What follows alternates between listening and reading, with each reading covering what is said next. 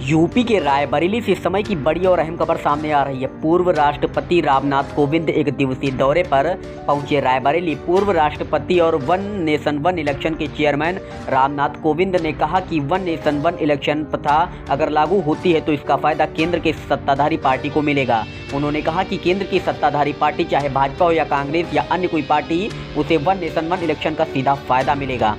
उन्होंने कहा कि साथ ही जनता भी लाभान्वित होगी क्योंकि करोड़ों रुपए का रेवेन्यू लॉस बचेगा। पूर्व राष्ट्रपति यहां पीटी के ससुराल पक्ष में आयोजित मांगलिक कार्यक्रम में शामिल होने पहुंचे थे। इस दौरान उन्होंने वन नेशन वन इलेक्शन समिति का अध्यक्ष होने को कहा कि विभिन्न संस्थाओं समेत राजनीतिक पार्टियों से सुझाव मांगे गए हैं। कई पार्टियां समेत नीति आयोग और चुनाव आयोग जैसी संस्थाओं ने इसका समर्थन किया है। उन्होंने कहा कि कुछ राजनीतिक दल सहमत नहीं भी है, जिसे लेकर बीच का रास्ता भी निकाला जा रहा है, जिससे देश हित में इसे लागू जल्द किया जा सकता है। वहीं आइए जानते हैं पूर्व राष्ट्रपति रामनाथ कोविंद ने क्या कहा। साथ साथ चुनाव हुए, उसके पश्चात कुछ विधानसभाओं में कुछ विकृतियां आ गई, उनका समय पहले समाप्त हो गया, राष्ट्रपति शासन लागू हुआ, इसलिए वो समय अवधि समाप्त हो गई।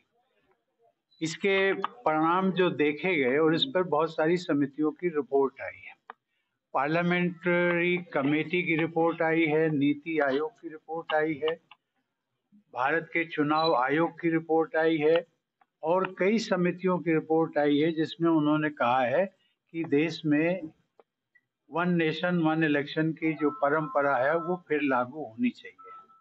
भारत सरकार ने एक हाई लेवल कमेटी नियुक्त की है, उसका मुझे चेयरमैन बनाया है और उसमें और भी हमारे सदस्य हैं।